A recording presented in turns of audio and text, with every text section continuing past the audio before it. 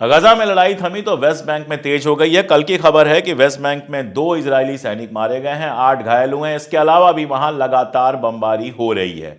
Netanyahu गया हुआ है ट्रंप, उसको एक डर था कि कहीं रास्ते में गिरफ्तार ना हो, तो रास्ता बदल के गया हुआ है। ट्रंप से वो क्या बात करता है, क्या निकलता है, इस पर डिपेंड करेगा कि गजा का सीज फायर प्रोसेस कितना और कैसा चलेगा। साथ साथ सीरिया में लगातार हिंसा की घटनाएं बढ़ रही हैं। नॉर्दर्न सीरिया में लड़ाई बहुत तेज हो गई है। ये और इससे जुड़ी ढेर सारी खबरों के साथ हाजिर हूं, देखते रहिए पूरा वीडियो।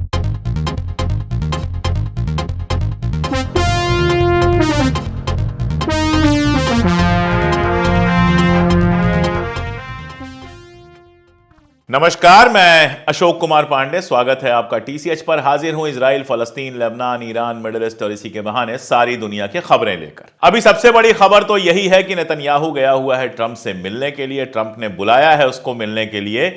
जब नेतन्याहू को इजराइल से अमेरिका जाना था तो उसने एक ऐसा रास्ता चुना, अलग रास्ता चुना, जहां पर वो सारे नेशंस ना हो जहां आईसीसी के तहत उसकी गिरफ्तारी हो सकती है। आप जानते हैं आईसीसी ने वारंट निकाला हुआ है उसके खिलाफ, और इसी के चलते पोलैंड में जब ऑशविट्ज वाला प्रोग्राम होना था उसमें जाना था इसको, लेकिन ये नहीं जा पाया क्योंकि डर ये था कि कहीं इसको गिरफ्तार ना कर लिया जाए। तो बचते बचाते ये अमेरिका पहुंचा है। अब अमेरिका तो अपना ही घर है इसका। कई लोगों ने कार्टून लगाया कि असली जो राष्ट्रपति हैं, अमेरिका के असली प्रेसिडेंट हैं, वो अब जाके आ रहे हैं।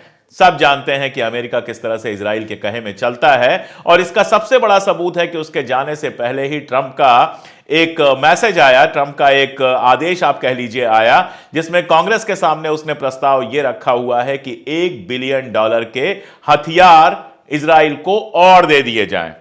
ट्रंप जब सत्ता में आया तो लगातार कह रहा था कि मुझे पीस ले आना है, अमन ले आना है, मुझे जंग नहीं चाहिए, मुझे पीसफुल वर्ल्ड चाहिए। ये $1 बिलियन के जो हथियार दे रहा है वो किस पीसफुल वर्ल्ड के लिए दे रहा है, इस बात को मैं थोड़ा सा आपको समझाना चाहता हूं। कुछ इशारे मिलते हैं जिनसे चीजें समझ में आती हैं। एक तरफ खबर यह आती है कि $1 बिलियन और दिया जा रहा है इजराइल को हथियार के रूप में, और उसी के साथ अमेरिका के अखबारों में फिर से यह खबर चलने लगती है कि ईरान न्यूक्लियर बम बनाने के बहुत करीब पहुंच गया है। दोनों का मतलब आप समझिए, दोनों को जोड़ लीजिए, आप समझ जाएंगे। एक तरफ माहौल यह बनाया जा रहा है कि ईरान के पास न्यूक्लियर बम बस आने ही वाले हैं, दूसरी तरफ इजराइल को लगातार हथियार दिए जा रहे हैं।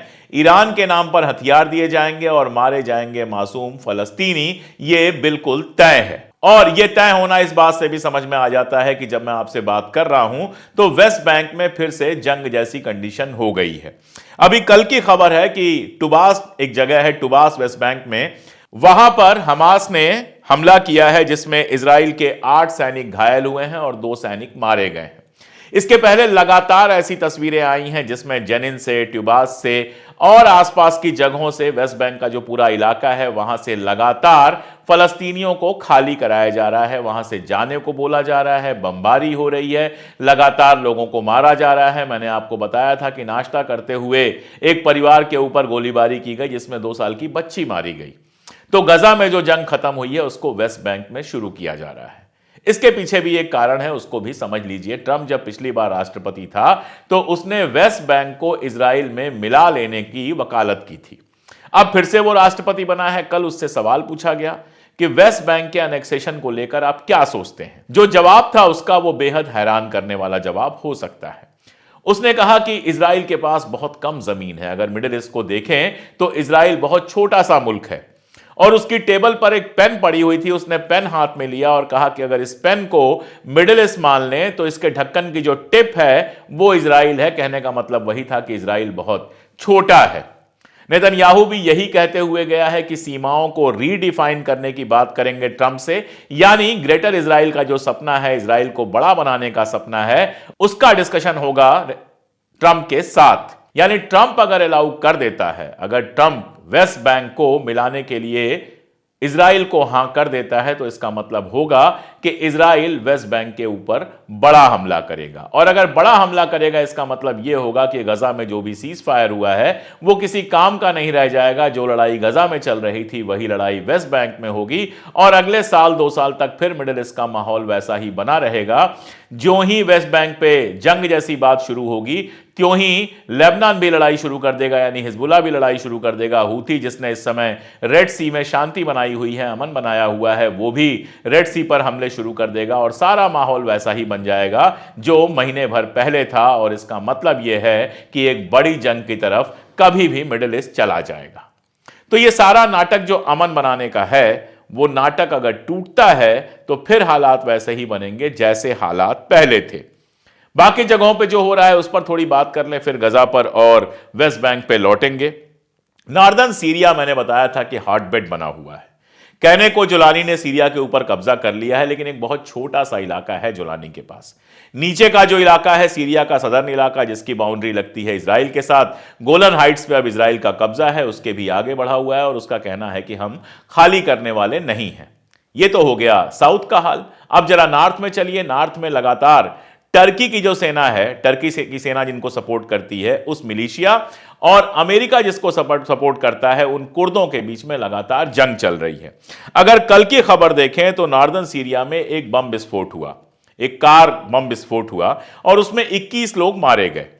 कहा जा रहा है कि यह बम विस्फोट जो कराया है वो अमेरिकन सपोर्टेड जो कुर्द हैं उन्होंने कराया है। इसके पहले भी लगातार वहां सैनिकों के मारे जाने की, लगातार वहां से ऐसी खबरें आ रही हैं कि वो इलाका बिल्कुल खतरनाक बना हुआ है, लगातार गोलियां चल रही हैं। इधर जुलानी साहब जो हैं वो रशिया से कह रहे थे कि हमारा हिसाब किताब करो, हमें कंपनसेशन दो, लेकिन इजराइल के सामने हाथ जोड़कर खड़े हैं, विनती जरूर कर रहे हैं कि हमारा इलाका खाली कर दो, लेकिन उनको भी मालूम है कि इलाका खाली नहीं किया जाएगा। उनके पास बस एक ही काम है कि जो गैर सुन्नी है, चाहे वो अलवाइट हो, चाहे शिया हो, चाहे क्रिश्चियंस हो, जो गैर सुन्नी वहां पर हैं उनकी हत्याएं वो करवा रहे हैं और पूरा सीरिया जो है वो डिस्टर्ब है। रिवॉल्यूशन कहा गया, इसको आज़ादी कहा गया, लेकिन ऐसी आज़ादी मिली कि ना नॉर्थ पे कब्जा है, ना साउथ पे कब्जा है, सेंट्रल का एक छोटा सा इलाका है जिस पर उनका कब्जा है। और उसके बावजूद सीरिया के अंदर एक नया रेजिस्टेंस उठ खड़ा हुआ है, मैंने पहले भी आपको बताया था, जो इजरायली कब्जे के खिलाफ लगातार लड़ रहा है। यानी सीरिया में तो अगले 10, 15, 20 सालों तक मुझे नहीं दिख रहा कि किसी तरह की कोई शांति स्थापित होने वाली है। वहां लगातार नए नए ग्रुप्स उभरेंगे, लगातार नई नई लड़ाइयां होंगी, जिसका क्या रिजल्ट होगा आप अच्छी तरह से समझ सकते हैं। एक मजेदार खबर रशिया और अमेरिका के मुताल्लिक है कि रशिया और अमेरिका के बीच में बातचीत शायद जल्दी शुरू हो सकती है और इसके लिए यूएई को चुना गया है कि यूएई में, ऐसा कहा जा रहा है, कंफर्म न्यूज नहीं है, क्रेडिल में ये न्यूज थी, ऐसा कहा जा रहा है कि यूएई में इन दोनों के सीनियर ऑफिसर्स या सीनियर मिनिस्टर्स के बीच में पहली मीटिंग होगी। अगर यह मीटिंग होती है और कहीं आगे बढ़ती है और जंग रुक पाती है तो इससे अच्छी कोई बात नहीं होगी। बाकी क्या होता है क्या नहीं होता है हम नहीं जानते। ट्रंप जिस तरह से इस बार सत्ता में आए हैं, जिस तरह से इस पर टैरिफ उस पर टैरिफ, ऐसा लगता है कि दुनिया में अगर बंदूकों वाली जंग नहीं शुरू होगी तो बहुत तरह की जंग शुरू हो जाएगी। कनाडा के ऊपर ढेर सारे टैरिफ लगाए तो अब कनाडा ने भी पलट के टैरिफ लगा दिया है। हमारे यहां तो मोदी जी तुरंत झुक गए, हार्ले डेविडसन वगैरह पर टैरिफ उन्होंने कम कर दिया, लेकिन चाइना ने पलट के टैरिफ लगाया है अमेरिका के ऊपर। चाइना ने कहा है कि अगर टैरिफ वार होगा तो अमेरिका जैसे जैसे हमारे ऊपर टैरिफ लगाएगा वैसे ही वैसे हम भी टैरिफ लगाएंगे। जाहिर है कि दुनिया में अभी बहुत तरह के तमाशे होने हैं। ट्रंप जिस तरह से पागलों की तरह से एक्शन कर रहे हैं आने के बाद, वो अखबारों में या ट्विटर पर भले बहुत खूबसूरत लग रहा हो, भले बड़ा शानदार लग रहा हो, बहुत एक्टिव लग रहा हो, लेकिन बात समझ में बहुत साफ आ रही है कि मस्क और बाकी सारे कैपिटलिस्ट उनके पीछे बैठे हुए हैं और वो जैसा कह रहे हैं ट्रंप वैसा करते जा रहे हैं। यह अमेरिका के लिए कितना बेहतर होगा और दुनिया के लिए कितना बेहतर या बदतर होगा, ये देखने वाली बात होगी। नेतन्याहू जो गए हैं उसमें एक और चीज है जो बहुत इंपॉर्टेंट है, जो नेतन्याहू किसी भी कीमत पर हासिल करना चाहते हैं। जेरूसलम पोस्ट की जो आज की आप देखेंगे उस अखबार का जो संपादकीय है, जो एडिटोरियल है, वो बात कर रहा है सऊदी से नॉर्मलाइजेशन के ऊपर। दरअसल सऊदी अरब ने तमाम कोशिशों के बावजूद अभी तक इजराइल को एक मुल्क के रूप में मान्यता नहीं दी है। उस पूरे इलाके को वो फलस्तीन मानता है और उसकी शर्त यह रही है कि जब तक टू नेशन थ्योरी वहां पर लागू ना हो, जब तक फलस्तीन आजाद मुल्क ना बने, तब तक वो इजराइल से अपने रिश्ते नॉर्मल नहीं करेगा। इजिप्ट वगैरह रिश्ते पहले ही नॉर्मल कर चुके हैं, लेकिन अभी तक सऊदी अरबिया ने रिश्ते नॉर्मल नहीं किए हैं। अब बहुत दिनों से यह कोशिश चल रही है, अमेरिका चाहता है यह कोशिश हो कि उसके जो दो सबसे करीबी देश हैं मिडिल ईस्ट में, सऊदी अरब और इजराइल, उनके बीच में कम से कम काम चलाऊ दोस्ती हो जाए। 7 अक्टूबर के पहले के अगर आप इंटरनेशनल अखबार और मिडिल ईस्ट के अखबार खंगालेंगे तो आपको पता चलेगा कि ऐसा लग रहा था कि जल्दी ही सऊदी अरबिया और इजराइल के बीच में रिलेशंस बहुत नॉर्मल हो सकते हैं। लेकिन 7 अक्टूबर की घटना के बाद सब पलट गया। लगातार सऊदी अरबिया यह बयान देता रहा है कि फलस्तीन जब तक आजाद मुल्क नहीं बनता हम इजराइल से कोई रिश्ता नहीं रखेंगे। ट्रंप के आने के बाद हालात बदले हुए लग रहे हैं। इधर कई दिनों से आप कह सकते हैं सऊदी अरबिया से भी कोई इस तरह का बयान नहीं आया है और यह लगातार प्रेशर बन रहा है कि सऊदी अरबिया इजराइल के साथ रिश्ता बेहतर कर ले। यह जो जेरूसलम पोस्ट वाला एडिटोरियल है एक बड़ी मजेदार बात कहता है कि इजराइल और सऊदी अरबिया के बीच में एक चीज बहुत कॉमन है कि दोनों का दुश्मन एक ही है, ईरान।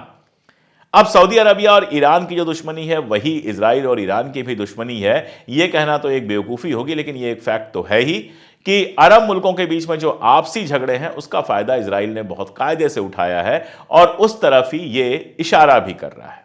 अरब मुल्कों की बात चली है तो कल अरब मुल्कों की एक मीटिंग हुई थी और उस मीटिंग के बाद एक लेटर लिखा गया है अमेरिका को। यह लेटर है ट्रंप के उस बयान के बारे में जिसमें उन्होंने कहा था कि गजा के लोगों को इजिप्ट और जॉर्डन में चला जाना चाहिए। तो इस लेटर में यह कहा गया है कि हम इस बात से बिल्कुल सहमत नहीं हैं, फलस्तीन के लोगों को उजाड़ना नहीं चाहिए और उनको किसी और मुल्क में भेजने की बात करना जेनोसाइड जैसा है।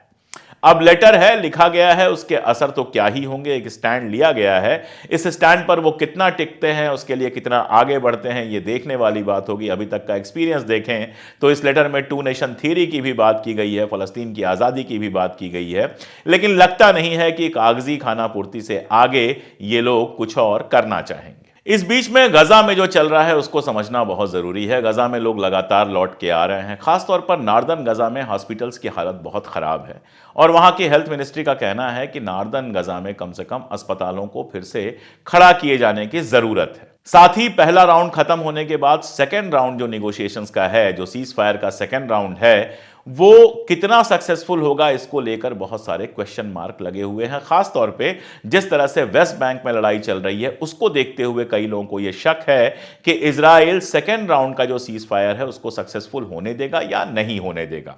अभी तक की जो खबर है उसमें हमास ने भी यह बात कही है कि हम सेकेंड राउंड के सीज फायर के लिए तैयार हैं और इजराइल से भी यह बयान आया है कि सेकेंड राउंड का जो सीज फायर है उसके लिए अपने निगोशिएटर्स को हम जल्दी ही दोहा भेजेंगे। ट्रंप से जो बातचीत हो रही है उसमें भी एक इंपॉर्टेंट इशू ये रहेगा। अमेरिका के कई अखबारों का यह कहना है कि ट्रंप ये प्रेशर बनाएंगे कि नेतन्याहू सेकेंड राउंड का जो सीज फायर है उसको सक्सेसफुली संपन्न करे। दरअसल वो काफी इंपॉर्टेंट भी है क्योंकि उसमें इमदाद और बढ़ाने की बात है, उसमें रिकंस्ट्रक्शन का प्रोसेस फिर से शुरू करने की बात है और रिकंस्ट्रक्शन का प्रोसेस शुरू होगा तभी हॉस्पिटल्स बेहतर तरीके से बन पाएंगे। दरअसल गजा में जैसे जैसे लोग लौट रहे हैं वैसे वैसे नई नई बातें सामने आ रही हैं। गजा की जो हेल्थ मिनिस्ट्री है उसका कहना है कि 18,000 से ज्यादा लाशें और मिली हैं मलबे के नीचे। यानी अभी तक जो कहा जा रहा था कि 43-44 हजार के आसपास लोग मारे गए हैं, अब ये नंबर्स बढ़ के 60,000 क्रॉस कर गए हैं।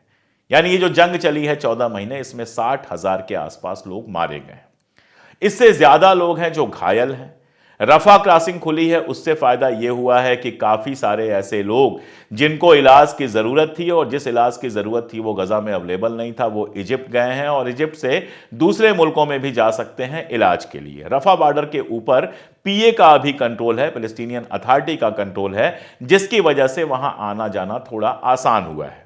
इजिप्ट के रास्ते से इमदाद भी बहुत सारी आई है और साथ में कुछ मॉडर्न मशीनें, बुलडोजर और ये सारी चीजें आई हैं जिससे गजा के अंदर रिकंस्ट्रक्शन का काम थोड़ा बहुत शुरू हो सके।